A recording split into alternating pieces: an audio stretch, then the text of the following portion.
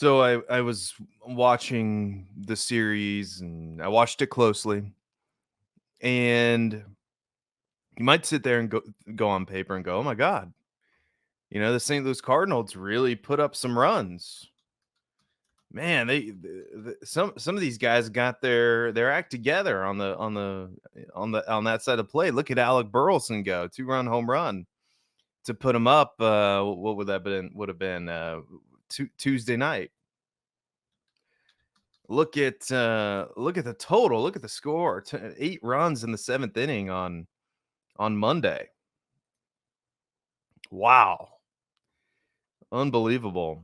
Here we go, Cardinals, right? What I have to confess today was as I was watching these games unfold, because when the Cardinals went down 4 to nothing on Monday, my thoughts were, okay, if they lose this series to the Los Angeles Angels on the road and they finish this road trip, if they finish out this stretch of games against the White Sox, Mets, Brewers, and Angels, the same stretch of games that we talked about as being very important leading up to this homestand in the middle of May, where they play the Cubs to end it out over the weekend. Not this weekend, but next weekend. They start with the Red Sox. Then they go to Baltimore. If they can realistically go into that Cubs series 500, so in the neighborhood of competing for this division, then maybe this won't be over. Maybe I'll be sitting here thinking, wow, the Cardinals might actually have a chance to bounce back and maybe if some players get right, maybe if Nolan Gorman starts showing signs of life, maybe if Paul Goldschmidt starts looking like Paul Goldschmidt again, Nolan Arenado starts hitting home runs, maybe, just maybe, this Cardinals team isn't dead. And then it happened, the long stretch, losing 2 out of 3 to the White Sox, losing 2 games to the Mets before the third game was rained out, looking embarrassingly bad against the Brewers in 3 consecutive games before eking out a win before you travel to play the Angels. And the Cardinals were down 4 to nothing early in that game, and I have to confess this. The immediate thought that went through my head was, okay, just get it over with. Just get it over with. Lose. Lose 2 out of 3, get swept. Okay, go ahead. Let's get this over with because this team is no good. This team's no good. Sometimes in life you just have to believe what's sitting out in front of you.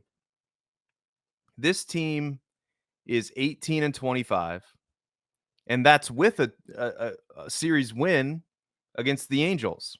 They're 18 and 25. They're 6 and 11 at home. They're 12 and 14 on the road. They're 6 and 11 at home. And this series was exacerbated by, and again, you'll never apologize for winning 2 games out of 3.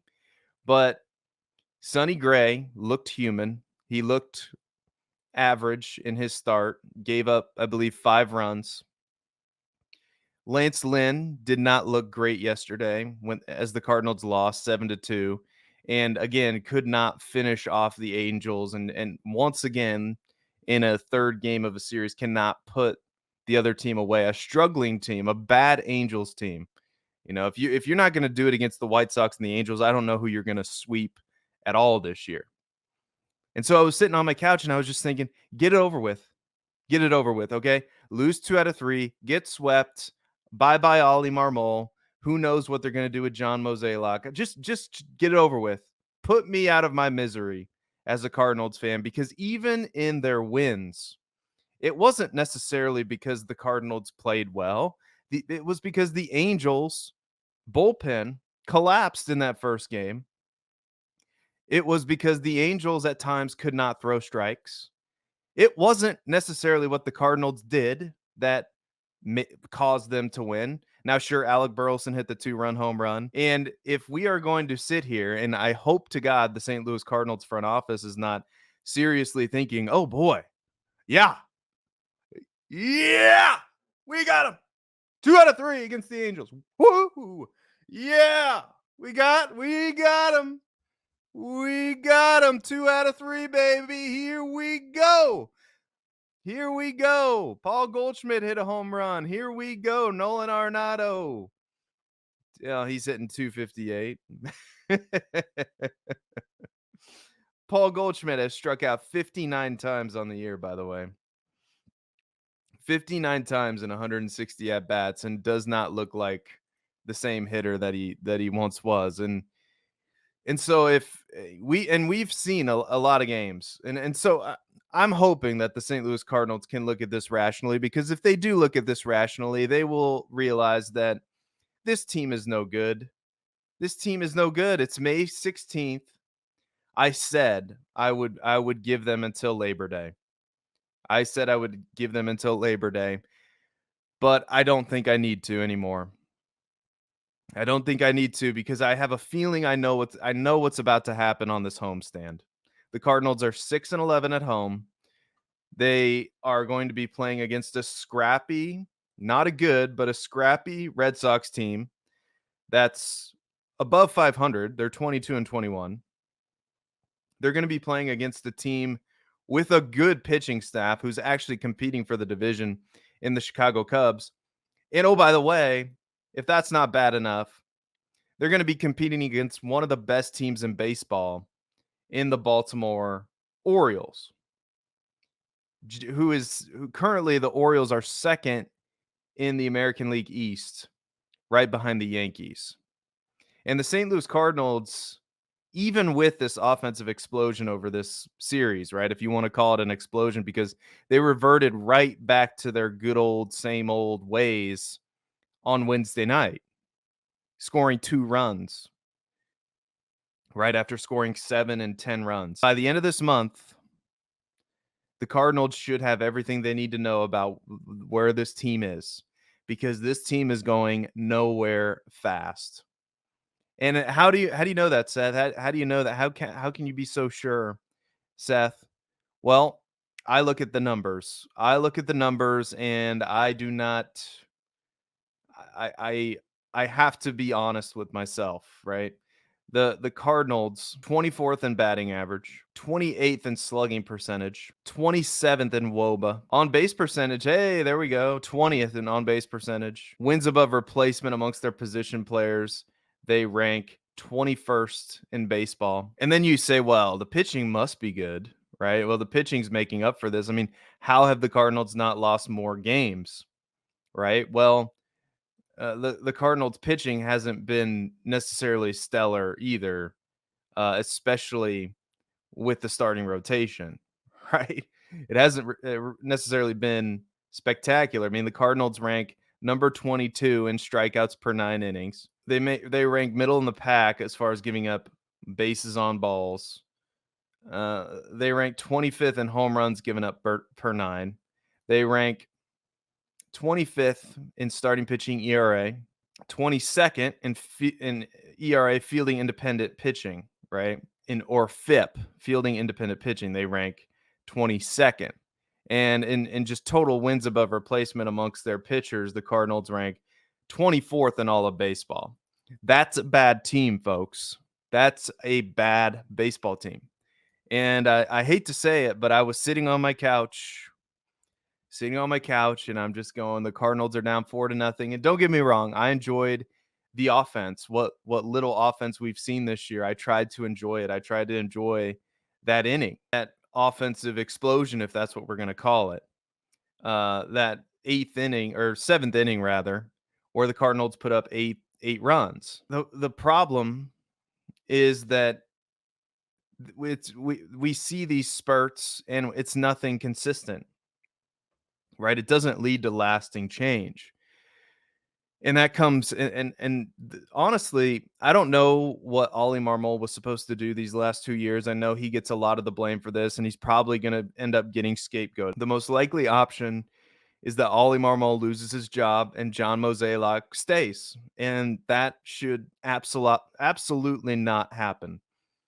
The Cardinals, in the worst way, need a fresh perspective. They need a clearing of the house, if you will. They need fresh eyes on this rebuild because that's what they're going to have to do. That's the position they're in. And luckily, I think they're in a pretty decent spot to get back some real prospects for some of their players. Sure, Paul Goldschmidt, you're going to need him to turn it around.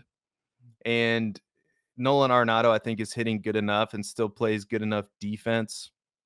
But Nolan Arenado has a 683 OPS.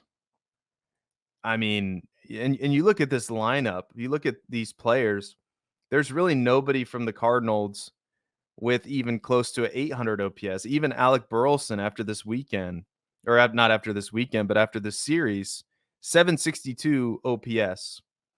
Wilson Contreras had a 949 OPS before he was hurt.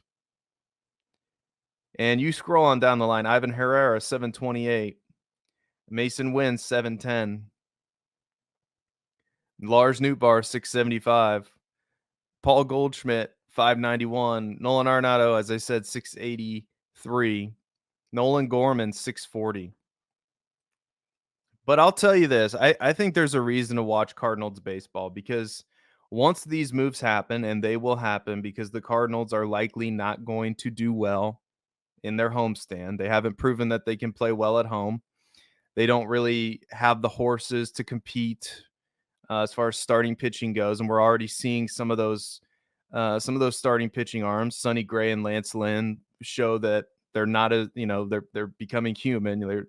They're they're not necessarily going to be that good for the entire season. They're going to have moments where they look like 30 some year old pitchers. And so what it's going to lead to is probably more losing. But I want you to keep watching the games. And here's why. The Cardinals are going to be entering maybe the most important phase of their organization in for the next 5 to 10 years. This phase of Cardinals baseball is going to be one of the most important time periods that you've watched because the Cardinals need to rebuild the right way. If they're going to do this, they need to do it the way the Chicago Cubs did it back when they sold off Anthony Rizzo, Chris Bryant, and the Cardinals are not going to get that kind of haul for the players that the Cubs traded away. They're not going to. But they're going to get some pieces back. They're going to be able to trade Paul Goldschmidt for something, I would assume. They're definitely going to be able to get something for Nolan Arenado. I know he's got a big fat contract that goes well into the future, so that might be difficult as well. But you're going to have to make decisions, and I really doubt if the Cardinals would trade away a Lars Nootbaar. I doubt if they would trade away a Brendan Donovan or a Nolan Gorman. Well, maybe Dylan Carlson finally gets traded away, but those pitchers that the Cardinals signed to one-year deals, the Lance Lynns, the Kyle Gibsons, heck, maybe even Steven Matz if he comes back healthy, will likely be traded away for something.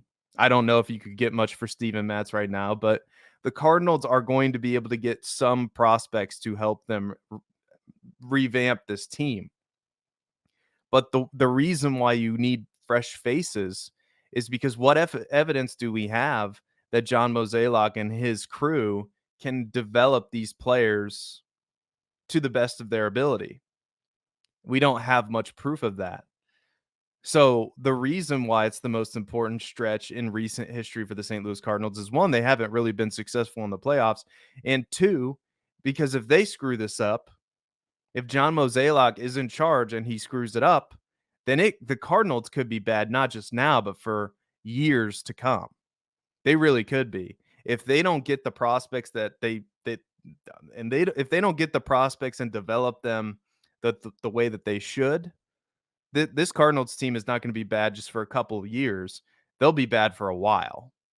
And because they again, this is the guy who's responsible for overseeing everything in John Mozeliak. And I get it, he's got people underneath him, the Michael Gershes, the Randy Flores, etc. But in my mind, and you can let me know what you think in the comments, leave us a 5-star review on Apple Podcasts. There is no way that John Mozeliak gets out of this unscathed.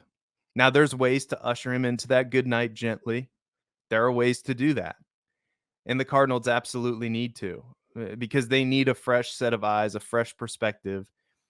And I think Kyle Bloom could be that guy.